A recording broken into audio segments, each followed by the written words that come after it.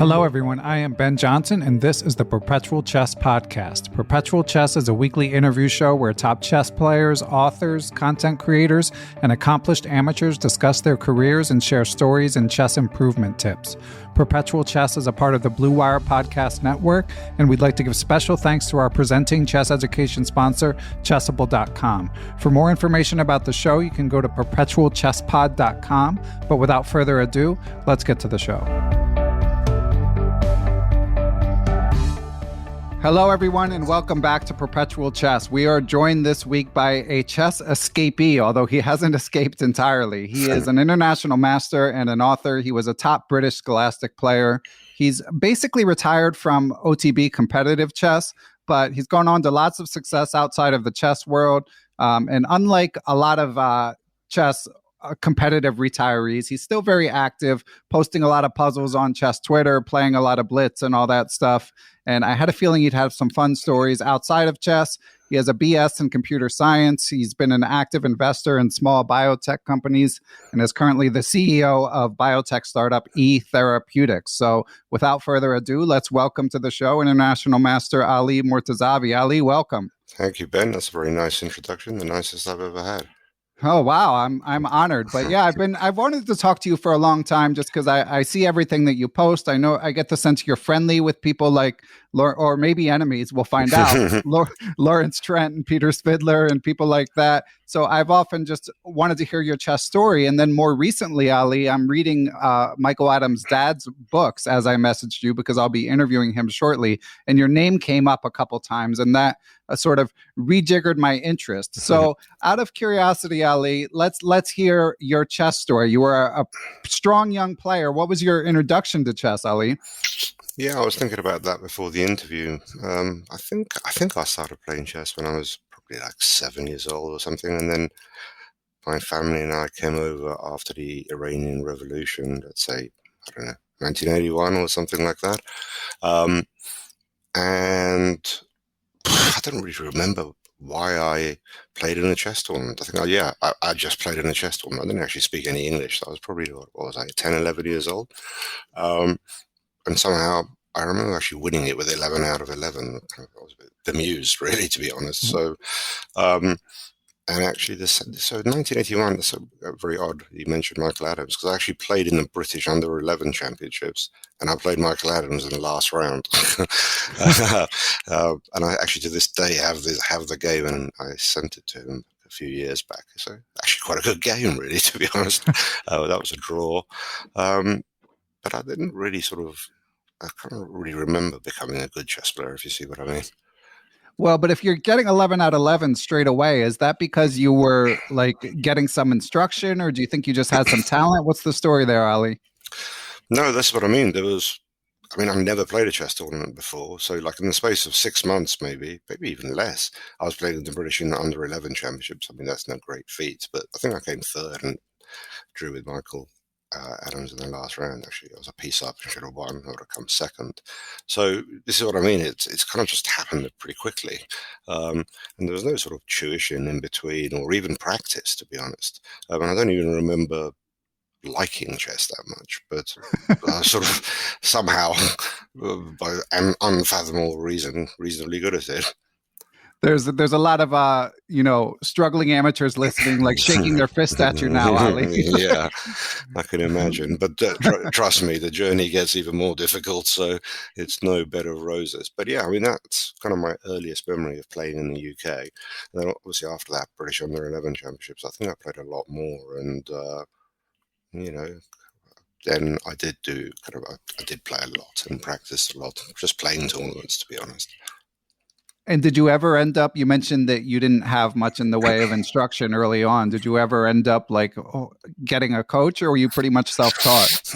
I mean, I remember a couple of lessons, believe it or not, with Michael Basman. He still reminds me of it when I bump into him. But other than that, no, not really. I mean, it was all,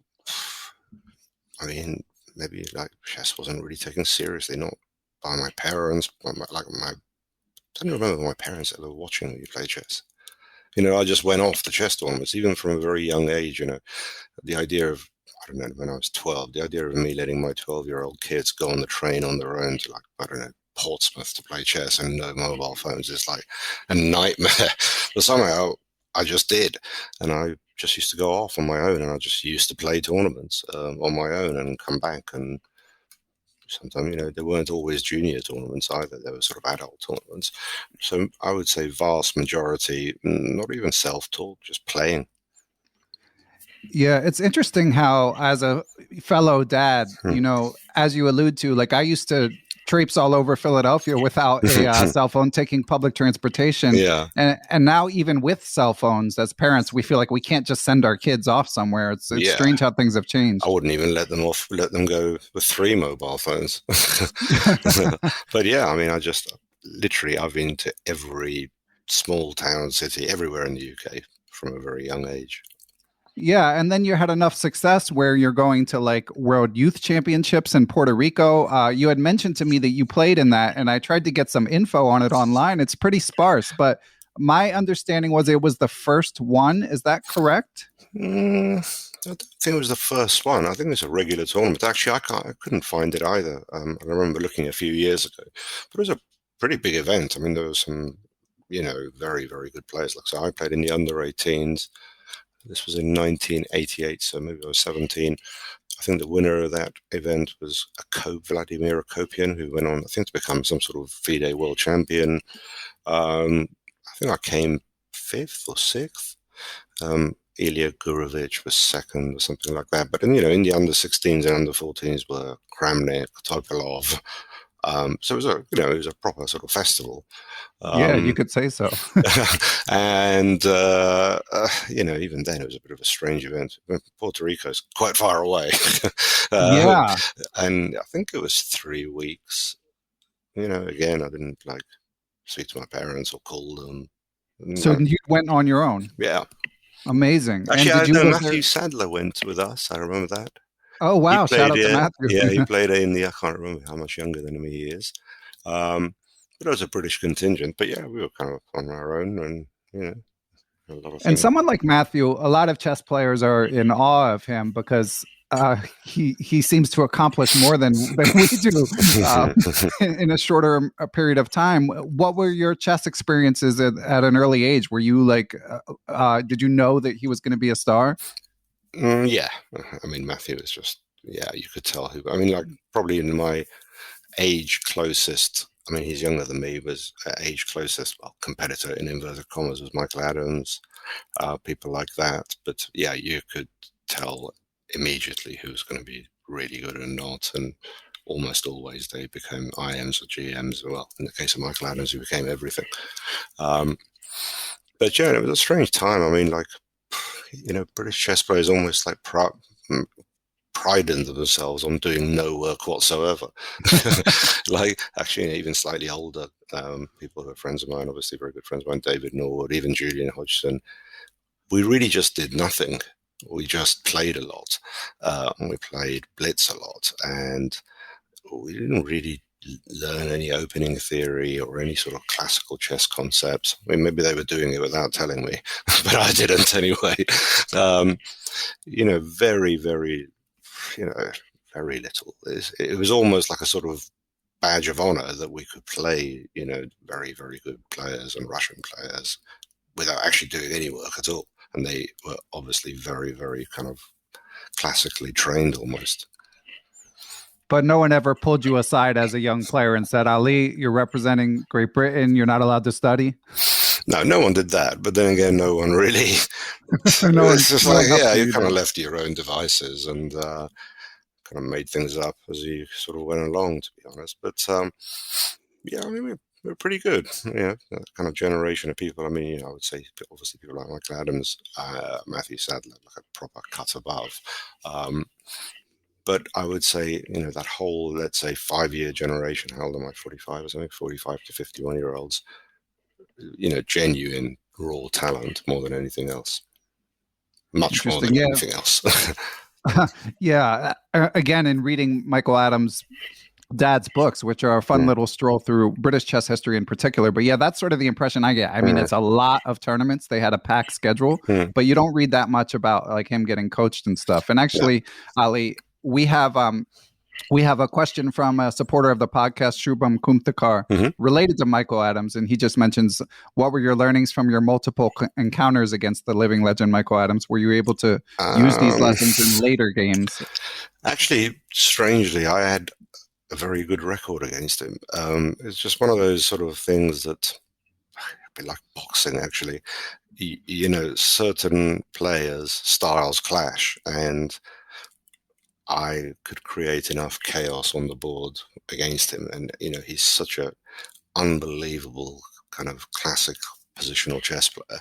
And it was just, I could just annoy him more than whereas other people, you know, he would just dominate like from the opening and just, you know, have a vice-like grip on them.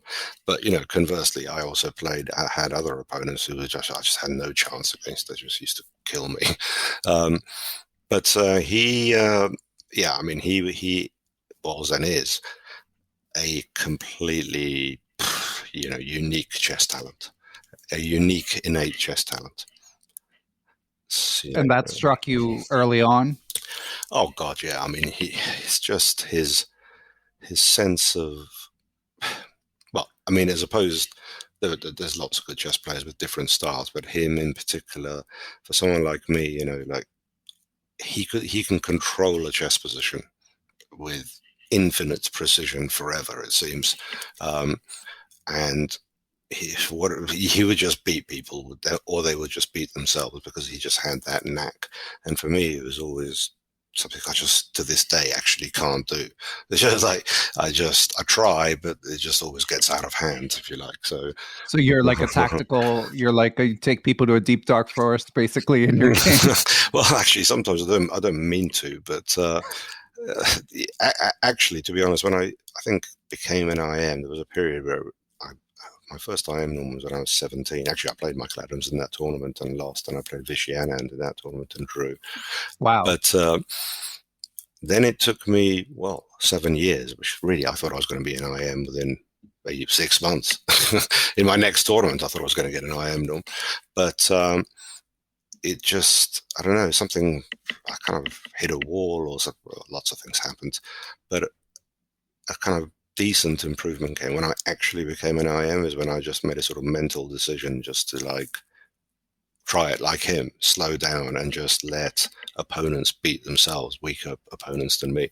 Whereas, you know, in the past, I was just always actively trying to wipe people off the board, which is pretty hard work. And obviously you hit your limits with that. That makes sense. Yeah. And what were the early encounters with Viswanathan like? Were you immediately struck by him? I mean, the stories about him as a teen are legendary. I mean, the first time I saw him play chess, maybe I was 13, 14, he was maybe the same age-ish.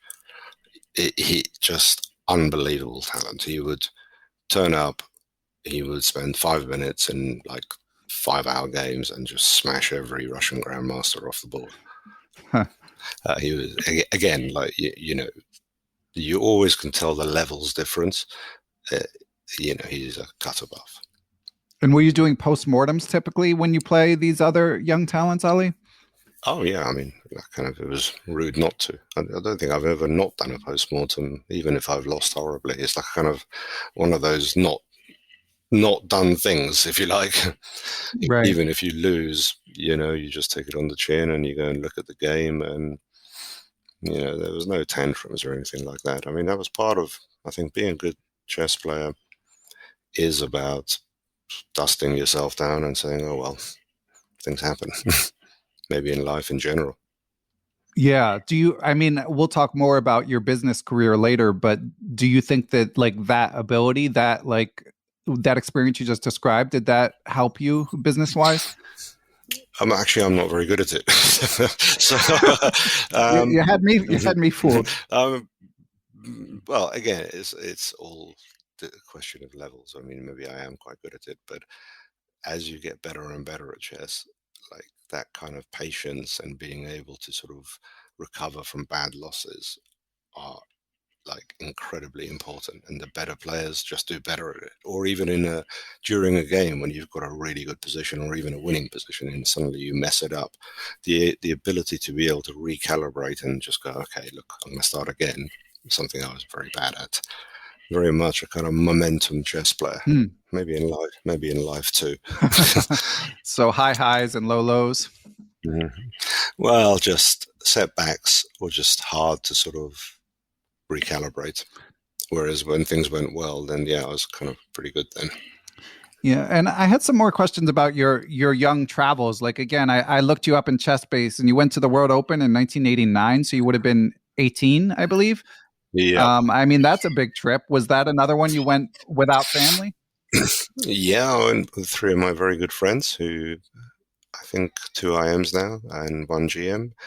We all went alone in the plane, and we stayed in whatever the hotel was. Probably the Adams Mark, right? Yeah, it was nice hotel. And then, I remember literally as soon as we landed, we went and found the Blitz room in the basement, which was full of rappers and played all night for money. I remember it well, yeah. And we pretty much cleaned them out and nearly died a few times, but yeah, it was a good experience. It was fun times, but again, very much alone. And now thinking back, it's pretty, well, maybe then 18 is recoverable, but even then, when I think about it, I don't know, if my son was really into chess and he was really good at chess, like maybe I was at a point, being with him, and sometimes you just need an adult to sort of say, "Oh, it'll be okay, don't worry about it," or something. It's hard, it's hard to recover. Yeah, and were you getting in any trouble, like away from the board? I mean, obviously the British, the British chess contingent has a reputation for drinking a fair amount. Like, even in Michael Adams' book, his dad talks about like Michael, like he didn't study super hard in between rounds. Like, what was the in between round life like for you when you were traveling like that? Yeah, in between rounds were exactly as you said. A lot of drinking, a lot of poker playing all night, a lot of not sleeping. Again, badge of honor to be able to turn up the next day with no sleep and still win. That was, well, a good story to tell. But when I think back, it's kind of like you get older, you think, Jesus, why didn't I just do some work? Right. Like, why didn't I actually just look up an opening once? Well, I mean, I still to this day don't know any chess openings. Well, I mean, you made it pretty far for not knowing any openings. We've got another listener question, Ali, which is, and this is from Alex Friedman. Thanks for supporting Perpetual Chess, Alex. And Alex asks, he says, what was your most memorable OTB game?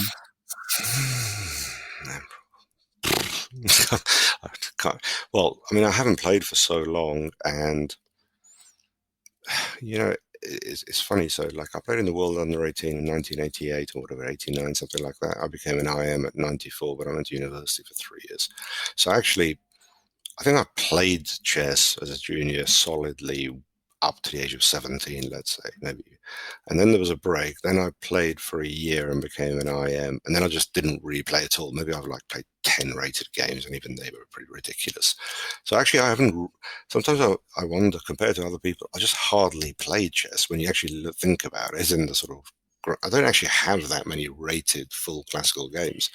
But I think actually beating Ian Rogers with black in the last round of the British Championship to get an IM norm was pretty good. Yeah, legend. Yeah, that was that was a good tournament because as I said, I played a lot of GMs there. I played Michael Adams, I played Viswanathan, and I played maybe everyone was a GM and an IM, and that was a pretty good game. I'm trying to think. Actually, it was a question I was asking myself. Have I actually played any good games? But that was So yeah, because really one of the main things is I really feel as though I've hardly played chess, and it kind of maybe that's part of the reason why I wouldn't say I play chess now, but I'm kind of. Well, I think I play a lot more blitz chess or chess in general than I ever did. Right. And do you is it an escape for you? Is it the intellectual challenge? What keeps you coming back, Ali? So what did I do? I became an IM, then I gave up chess and went to work in the city. But there was a period where chess really just annoyed me. I think it was because I just never felt like I got even close to how good I could have been. And so it was just like too painful to even look at it.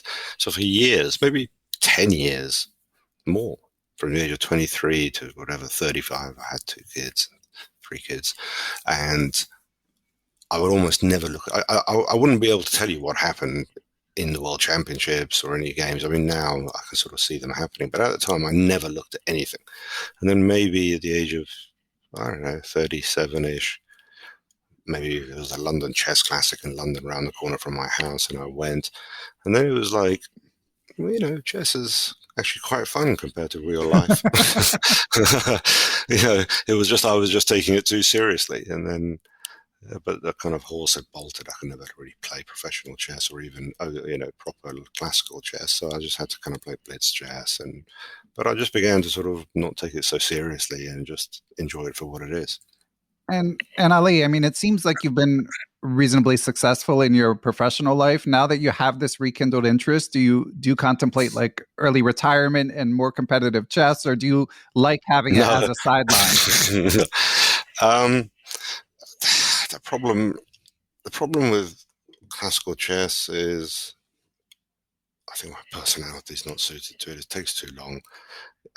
You don't get the kind of volume of games in one a day. You have to go away for a long time. It's just not designed for, whatever. Even if I so-called retire, I've still got family and kids and things, and I just don't think I could ever do it. But occasionally I've had some crazy idea that I could actually become a GM if I really actually did something. Right.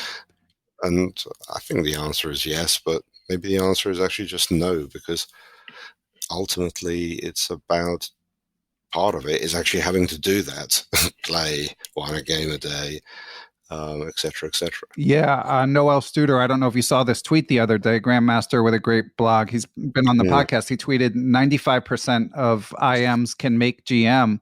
It's just that the path is too hard. The work is too much. And John Bartholomew chimed in and basically agreed. As someone, yeah, I would agree with that. Yeah, but it's just too. The good thing about playing online or whatever, you get to play volumes of games. If there was some online, I don't know, let's say rapid play GM title, and I could play maybe 3, 4, 5 games a day, then it's sort of something which is doable and practical. But the idea of sort of getting my suitcase and going to, Philadelphia. Well, actually, Philadelphia is pretty nice, but going to Hungary or something like that, and like playing, no, I just can't be doing that anymore.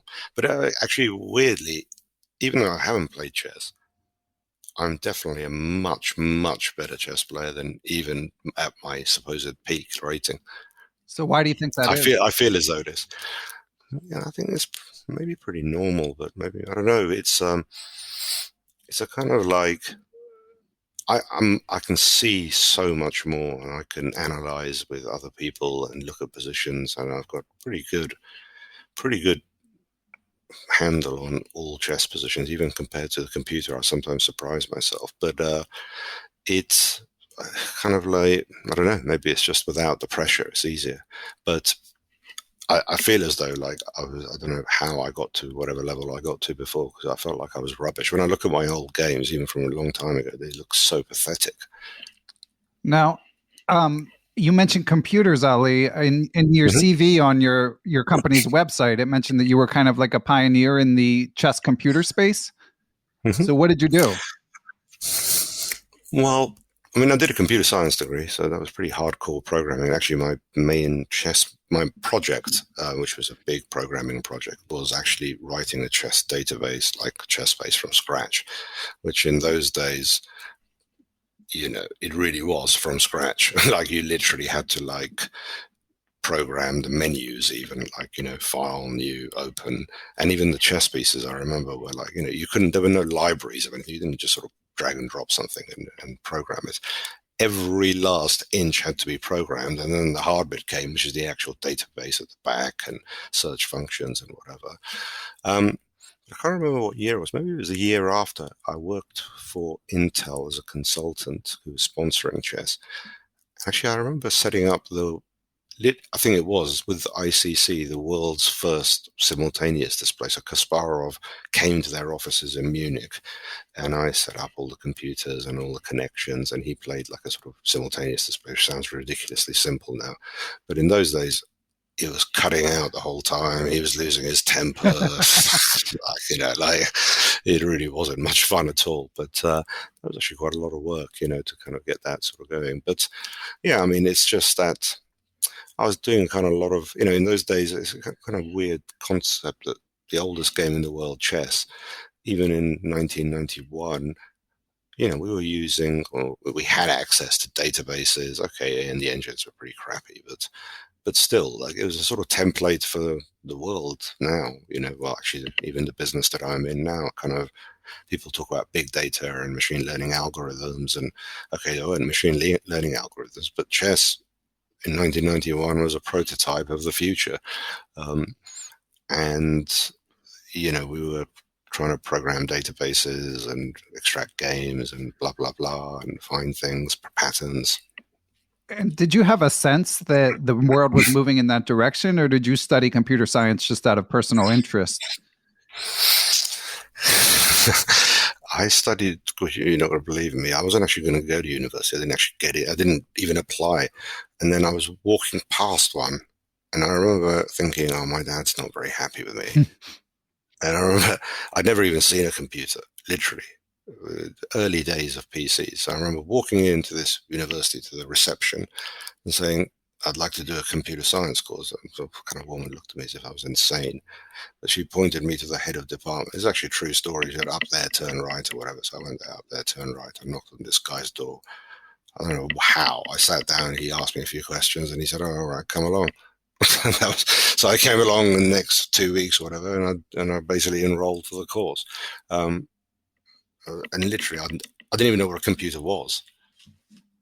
So it's pretty tricky, to be honest. So that's how I got into computer science. It wasn't by any kind of, deep career thinking. Amazing. And then obviously, again, it's turned out pretty well for you. So what do you attribute that to? What, the computer science part? No, like the fact that like you make it sound like you kind of accidentally got good at chess and became an IM, and then you accidentally studied computer science. But here you are, like the CEO of a company. You've been a successful investor. So, did you do anything is there anything you take credit for along the way? Well, now that you mention it, actually everything I've done seems to be some sort of accident because after I got my IM norm, I remember kind of thinking, I need to earn some money, right? And I think I met my friend Dave Norwood in the pub, and then he kind of said, oh, do you want a job in the city? And I'm like, okay. And that was it. So I turned on the next day in the private bank, which kind of actually sponsored chess for, on the side anyway. I didn't know anything about finance either. It's not like I knew anything about economics or kind of accounting. So that got kind of started. Yeah, and then I spent a long time in the city, a lot of kind of trading, and I've done everything humanly possible when it comes to the financial markets in terms of equities, options, investing, etc., etc. There's a common thread through all of it, some sort of numbers, right, maths, computation as a whole. And then I left the city, when is it, 2008? I just kind of had enough, and 3 years later, I think, again, now I'm talking about this, it all sounds so absurd. I refinanced a biotech company, which looked quite interesting to me. For some idiotic reason, I decided to become the CEO of it. I didn't actually know anything about I do know something about biotech investing, but running a biotech is fundamentally different to actually investing in one. And I guess one common thread there was I wasn't quite that crazy. It was that this was a kind of genetics-based company, and somehow, DNA, RNA, the code, AGTCs, numbers, there's a kind of common thread there as well. It's always some sort of patterns, etc., etc. So like it sounds absurdly high level, but I kind of thought, well, look, I don't understand chemistry and biology at all, really, but somehow I thought this looks like doable, which it was and wasn't. It was bloody difficult and still is. And then I guess the latest company which I'm CEO of is actually not a startup, it's a listed company. Oh, I'm sorry. It's all right. I wish it was a startup sometimes. It's really the coming together of all of it, because it's computational approaches to biology and genetics, as well as drug discovery and drug development.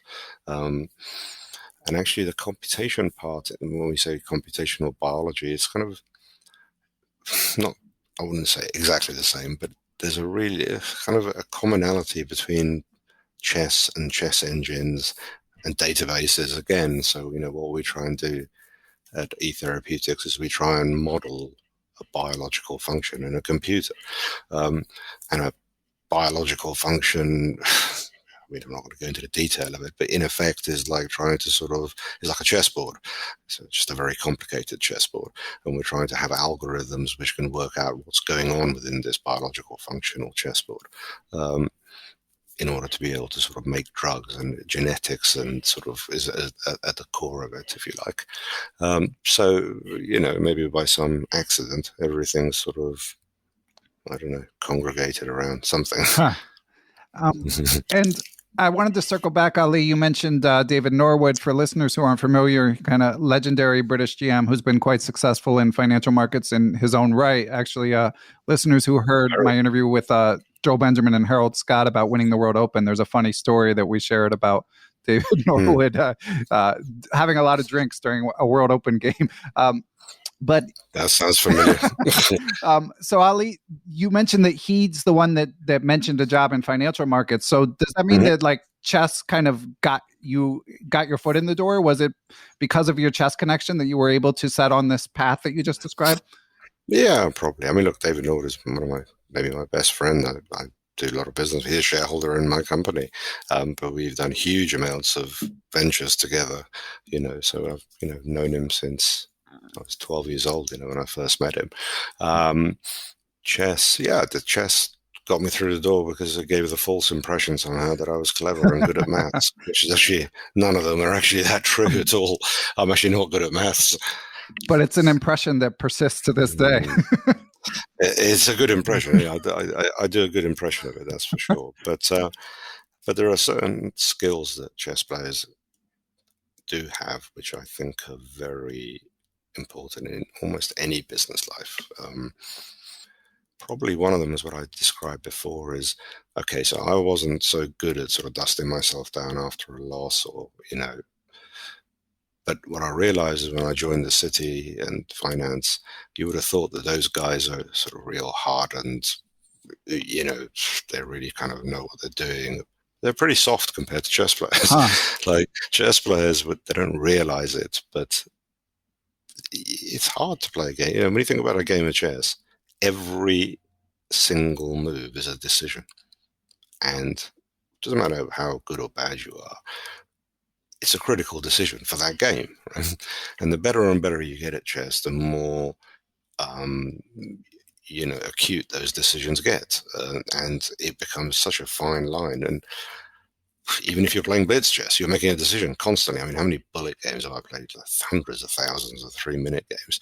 Then I sort of one day thought, how many decisions have I actually made in my life? And it's in the millions, probably, right? And then, what you realize is that out there, people, it's not normal to be making that many decisions which make a difference to something continuously 24/7. That's a great insight. Wow. Yeah. And as you get good at chess, it hardens you up to the real world. And to be honest, I found the real world much easier than playing chess and finance, for example. And it was like I went from like trying to beat 2,600 chess players, which is just unbelievably efficient monsters, and 2,700s, and I felt like I was playing, 1,000 rated players, less. Wow. 800. So, I learned in finance that you could be an 800 equivalent rated, but still make a lot of money and be the most successful person. Now, that's not the reputation of finance. Most people, I mean, obviously it's financially rewarding, but most people will say it's one of the most challenging fields in the world. So what do you think? It's a joke compared to professional chess. Well, I'm sure some listeners would like some advice from you. But maybe we can take that offline. So Ali, I want to ask you about a bunch of players. I know you've had some famous encounters, but first, so I want to do some free association. But first, we're going to take a break and hear from our sponsors. New courses from our friends at Chessable.com include Adiban's E4, a lifetime repertoire from the entertaining Indian Grandmaster. Speaking of entertaining, IM Andras Toth has an E4 for beginners course out that I think is a great choice if you're newer to chess and looking to tighten up your opening repertoire with white.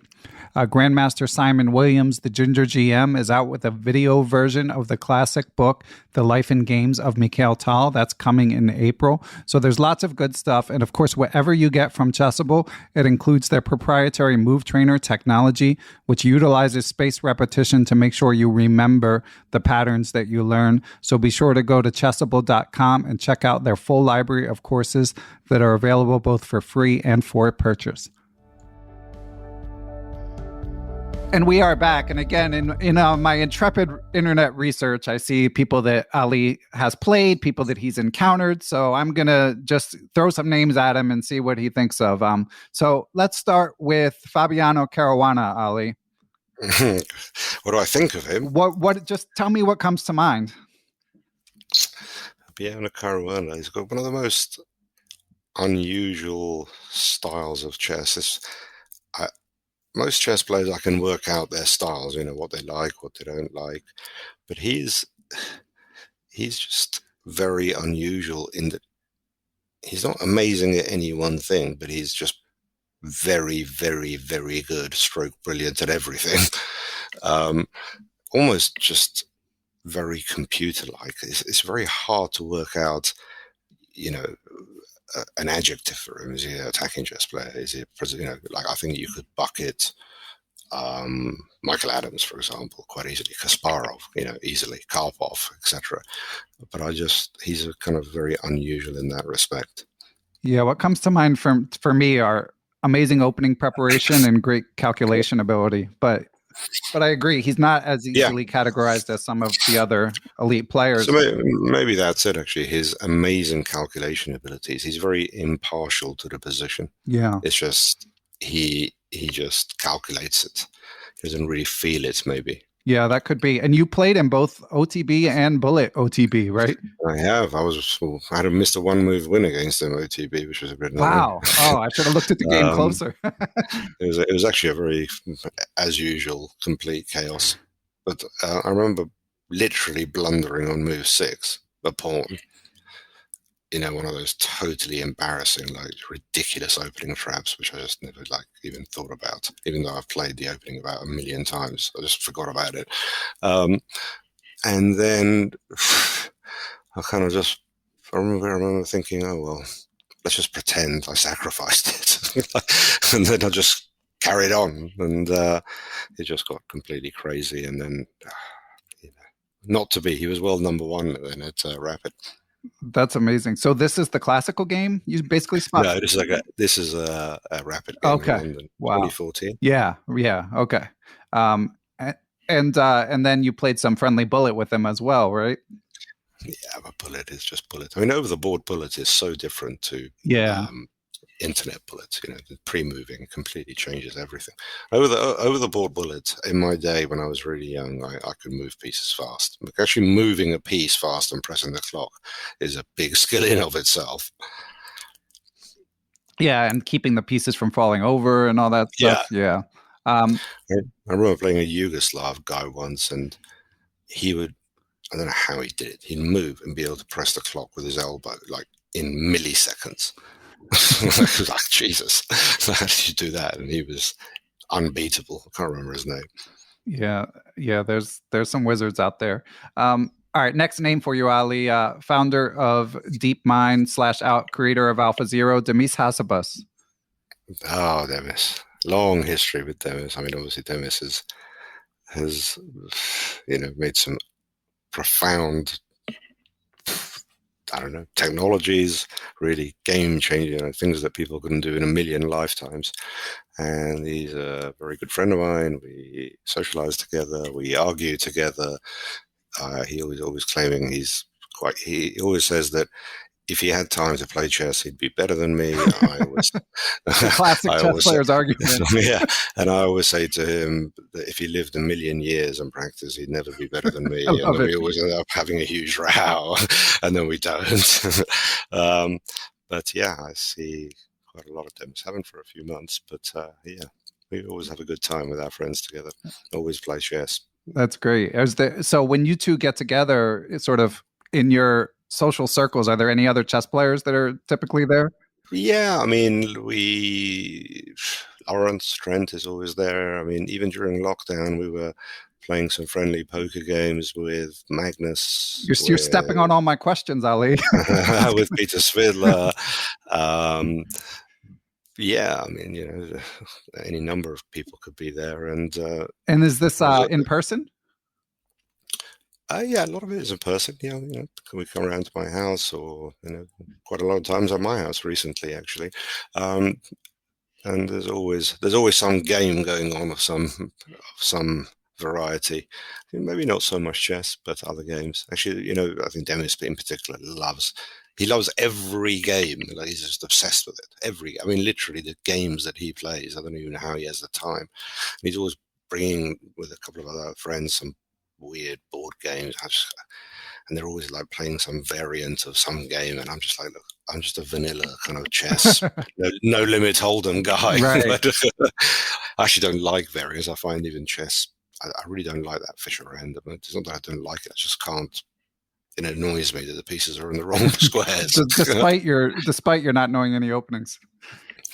Yeah, it's because of that. It's because for me, like, real chess still has so much I don't know that I don't feel the need that I've even got close to exhausting it. I still get surprised by openings that I just should know, but I don't. And you mentioned Magnus. He was next on my list. What do you think of when you think of Magnus? What do I think about Magnus? Magnus is a pretty cool dude, really. He's like, obviously, like, by far and away the best chess player that's ever lived. But he's pretty normal and grounded and, easygoing and fair. And, it's just a bit unusual for the very, very best of something. Maybe he was a little bit quirkier when he was younger, but now as he's grown older, he's got that kind of being the best and being a really kind of guy you could hang out with. Yeah, that's the impression that I get as well. And you mentioned playing poker with him. As we record this, he just moved on to day 2 of the Norwegian Poker Championship. Yeah, I heard, yeah. So could you describe his game? Is he tight? Is he aggressive? He's like Magnus at chess. It's like, I play poker like I play chess. In fact, everybody plays poker, I think, as they play chess. In fact, I've got a theory that your chess style reflects your personality. Yeah, I think there's some truth to that. So in terms of Magnus, that suggests to me he's uber practical and probably somewhat like balanced. Obviously poker players, some can bluff too much, some bluff too little, but it sounds like you think he's about right. He's got the full range, yeah. I mean, he's tried it on with me a few times, and I've called him, and he's thrown his hands up. But he's a good player. Yeah, there's no question. He's good at everything because he's got that insane will to win. Yeah. All right. Next name for you, Garry Kasparov. Garry Kasparov. He's a bit more old school, Garry. I would say, an incredible chess player, obviously. But I don't know. I think my impression is that recently he's obviously got older and a little bit more easygoing. But he's a pretty intense guy, and that intensity is why he's so good at chess. But I think he's got an unbelievable energy, just for things. Right. Like it's being with him is like talking to him even, or whatever. It doesn't matter what you're doing. You could be talking about the weather. It's like a whirlwind, a hurricane. Yeah, and you mentioned meeting him in those early days at Intel, and then you encountered him at like a Pro Biz Cup charity thing. Have you had many other interactions with him, Ali? Yeah, I mean, at those Intel things, I was really the kind of idiot in the corner, but kind of obviously not knew him, but as I got older, actually he came to one of our research and development days in my old company, and he did a talk. I invited him to come, and he came and he talked about artificial intelligence. He managed to insult me as a chess player in the middle. Cheeky. And it's fair though, coming from him. Yeah, exactly. But he would never play me at Blitz when I wanted him to. So yeah, I mean, I just think he's a very kind of different personality to someone like Magnus. Clearly like an unbelievably intelligent guy and supremely fast and getting older like the rest of us, so probably cooling down a bit. Right. Okay, and the next name for you is another legend, Lawrence Trent. Lawrence Trent, yep, very similar. Lawrence Trent, what can we say about Lawrence Trent? Lawrence Trent is actually an unbelievably talented chess player. But like all of us, it's hard. I think if he really wanted to, he could be a very good chess player. But in order to do that, you got to kind of make some changes. It's like you can't do the same thing all the time. Yeah, you got to. Everyone hits a kind of limit of talent, and it's not even so much hard work. He does actually work quite hard. I think sometimes he works on the wrong things. I think there's a tendency in everything, any sport. We all practice out the things we're good at, and we should be practicing our faults. Yeah. And actually, despite his sometimes looking like a bit of a wide boy, he's got a first in university in multiple languages. That guy is he can surprise you a lot. Yeah, he's a sharp guy. I mean, and obviously, I mean, it translates to his humor. I mean, it's hard to be that funny. So shout out to Lawrence. And actually, I asked him what I should ask you, and he didn't give me as much dirt as I hoped, but he did tell me to ask you who is stronger, you or Lawrence at chess. So. Well, I mean, you don't need to ask that. That basically Lawrence, as I've told him, like I've told Demis, it's like it's not their option, it's my option. I'm just much better than them. Lawrence keeps catching me at work, like during a meeting playing Blitz, and he keeps saying he's up. But when we get down to it,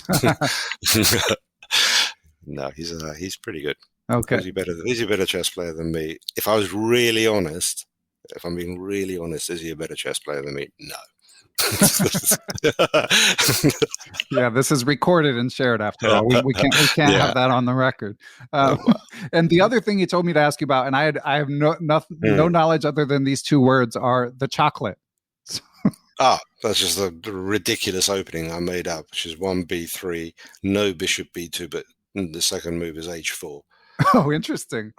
And b6 and h5. And actually, I won a lot of games with it. Actually, in Bullet, for a while, it was just like, I just used to beat everyone with it. And I think it was just, they could never, they could just never take it seriously. Well, it is rubbish, let's face it.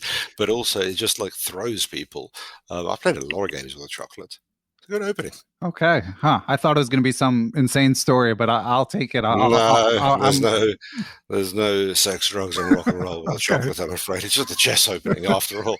Not a lot you can really do with it. Huge disappointment. Yeah. All right. So, Ali, we're going to take one more break and then talk a little about your career and wrap things up. Listeners, I just got an update from Aimchess.com, and unfortunately, I'm still behind on the clock 72% of the time. Working to get better. Progress is not just a straight line upward, but I am getting better in the other aspects of your game, which Aimchess can measure, which are openings, tactics, endings, advantage capitalization, and resourcefulness. And of course, Aimchess automatically gathers your games from the major chess playing sites to give you actionable insights and even quiz you on tactics that you may have missed during your game. So please go to aimchess.com and check out the product. And if you do decide to subscribe, use the promo code Perpetual30 to get a discount on aimchess.com. And Ali, we are back. And my next question for you, I recently got to interview Grandmaster Hans Niemann, who also, as we record, is making some noise. The Reykjavik Open is going on, and he is 3-0, although by the time this comes out, the tournament will be over. And in my recent interview with Hans, he's, at that sort of unique moment in life where he's clearly a talented young chess player, 18 years of age, but he could also go to a good university. He had a successful Twitch stream, but Hans has decided basically to push his chips in, and he's studying chess 10 to 12 hours a day, trying to maximize his ability. He wants to be a top 10 player. And I'm curious, do you ever get asked for advice by young, talented chess players? And generally, as someone who's been successful outside of chess but still loves the game, what do you advise in terms of which direction people should go? I'm not sure, really. I don't think there's a general advice. I mean, I guess I would always say to a young person playing chess in that, even not quite that level or below, I think it's quite important to try and maximize your potential. I think for me, I kind of, like I said to you, it just annoyed me for so long that I just didn't, for me, I think, come anywhere close. And it just does annoy you and grate on you. I would have liked to have become a grandmaster just to finish the job and then stop. So I would definitely say do that. I mean, personally, I'm not so keen on things like universities.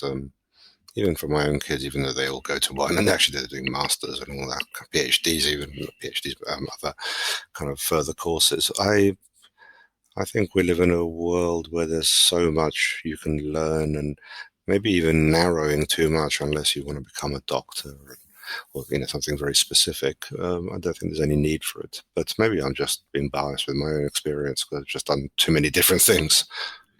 Yeah, it could be. And so, again, bringing it back to the success you had in the financial markets, you describe it as not as challenging. But once you did have your foot in the door, working with David Norwood, were you working hard to acquire the knowledge necessary to become a successful private investor? Or was it, again, sort of like chess where you're just around the culture and you picked it up from there?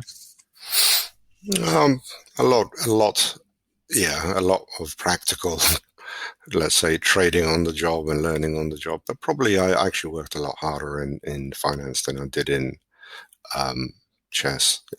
Finance trading is almost a 24-hour, 5-day-a-week obsession. It's just nothing. It doesn't stop.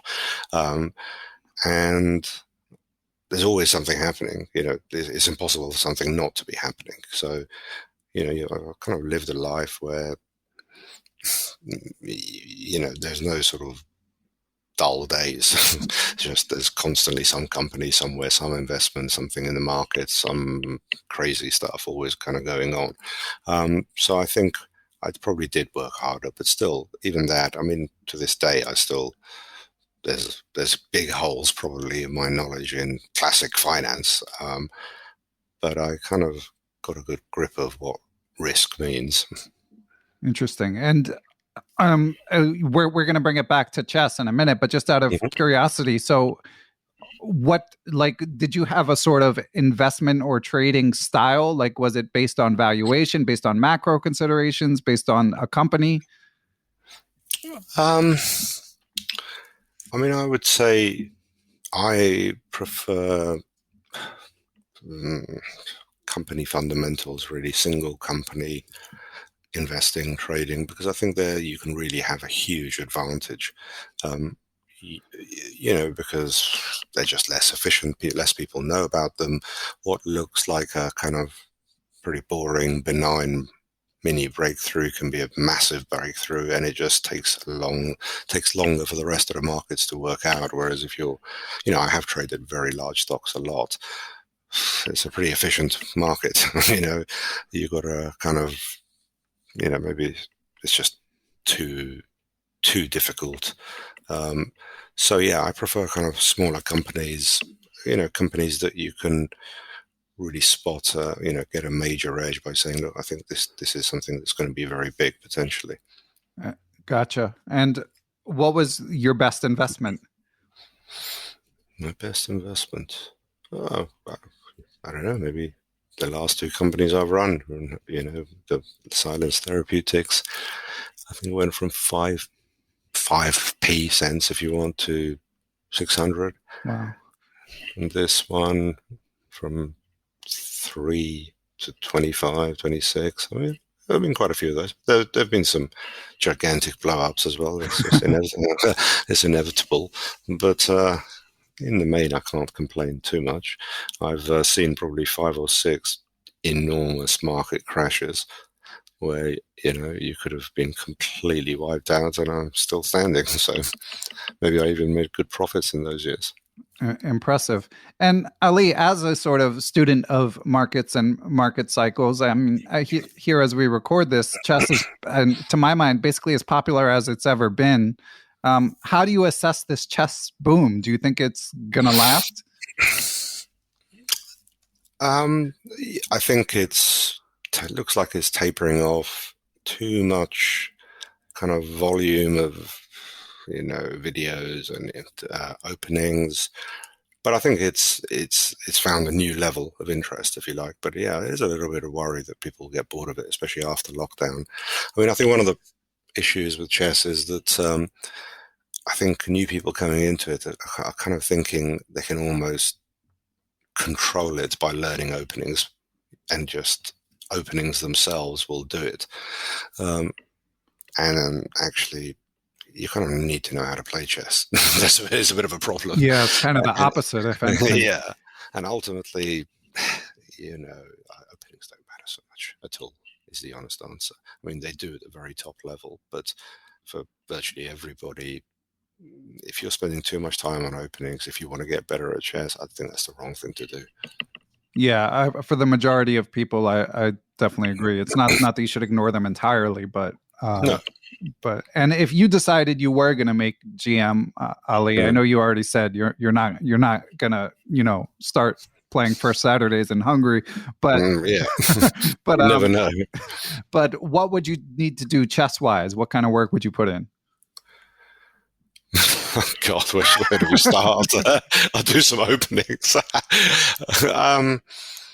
Yeah, I mean, look, I'd have to brush up on a few openings, but if I was really kind of serious about it, I think actually endgames are very important. That's kind of, I would do a lot of work on endgames and very, very dry positions where, doing nothing well at chess is a magic formula to get really good. Doing nothing well? Yeah, being able to play. I think Kasparov said that, let's say, a world champion can play like 13 or 14 consecutive waiting moves, which slowly improves his position. And when you boil it down, everyone is a sliding scale downwards from there, because to actually play, let's say, 6 optimal waiting moves without making a mistake, it's actually very hard. 7, 8, it gets harder and harder. 9, 10 is like, you're getting into sort of 2600 territory, 2700 territory. And what you kind of, the kind of, I think the formula, if you like, is when you look at the sort of play, Magnus has slightly changed his style, but Magnus, even Hikaru, all the great chess players, it's a sort of who can make the first mini mistake, and they're just very good at just playing the best or second best moves consecutively, and everyone else falls at those hurdles. So,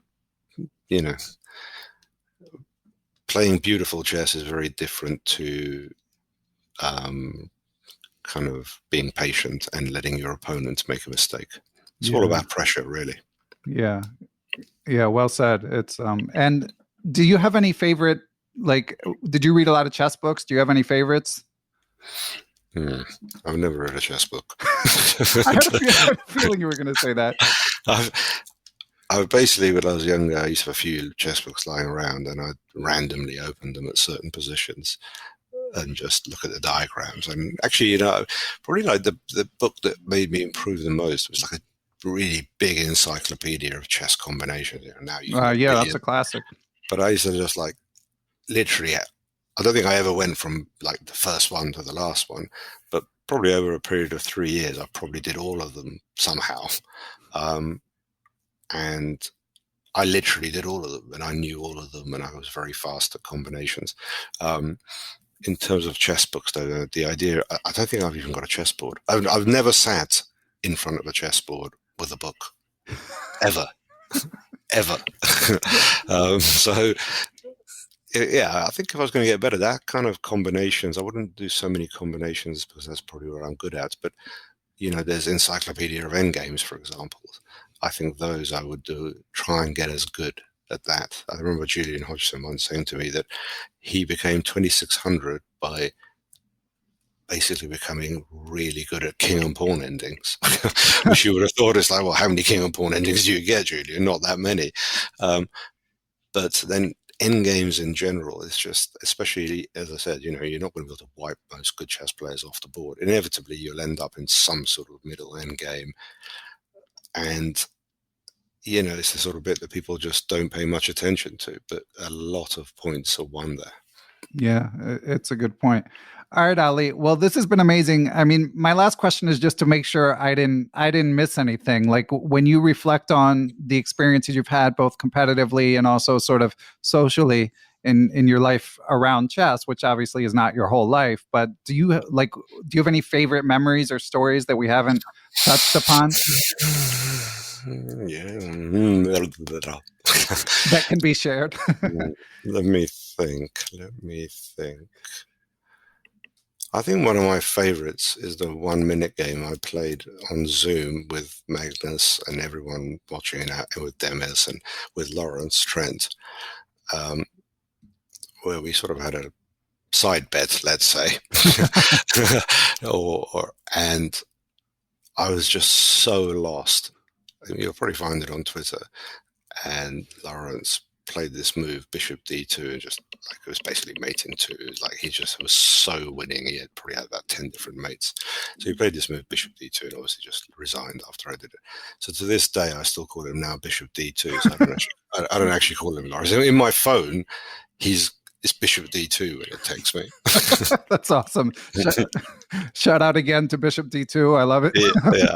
All right. Well, Ali, this has been great. And if anyone wants to reach you for advice or anything, are you reachable or prefer? Yeah, I'm on Twitter, DM or whatever. I'm around. I'm sure people will find me easily. But excellent. Well, I will drop that in the show notes. And yeah, this has been a lot of fun. So thank you, Ali. Well, thank you for your time. Thank you. Thanks to everyone who helps make Perpetual Chess possible. Big shout out to my producer, Matthew Passy. I'd also like to thank the Blue Wire Podcast Network, with whom we are proud to be affiliated. Be sure to follow us on social media, Beneficial1 on Twitter, at Perpetual Chess on Instagram, or you can join the Perpetual Chess Facebook group. You can email me, ben@perpetualchesspod.com. And of course, last but not least, I'd like to give major thanks to the Perpetual Chess Patreon and PayPal supporters. Those who choose to join that community based on their level of support can do things like submit questions for guests of the show, have access to live Zoom Q&A lectures with grandmasters who often have appeared on the show, going over chess games, answering questions, stuff like that. And you can even get access to ad-free Perpetual Chess if that's your preference. But most of all, thanks to everyone for listening, and we will catch you all on the next episode.